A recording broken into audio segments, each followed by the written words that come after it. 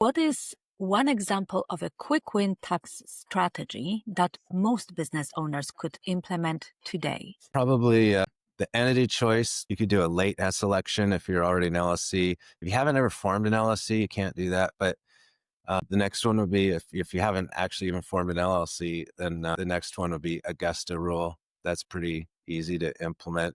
But I do not recommend doing it yourself because there's lots of documentation. In fact, there's a recent court case where somebody tried to implement the Augusta Rule, but they didn't do any of the right documentation, and the IRS disallowed those deductions.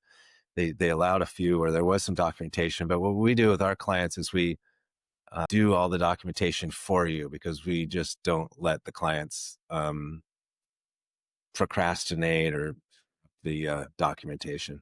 How does regular communication with a tax advisor throughout the year lead to bigger savings?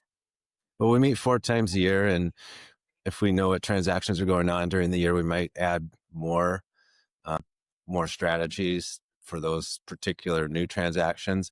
And then it also makes it so all the documentation happens during the year that's required so we can use those strategies when we prepare the tax return. What are some expenses that many business owners don't realize they can legally deduct? Probably the biggest one is the Augusta Rule that they don't realize they can rent their home to their business 15 times per year, make it deductible.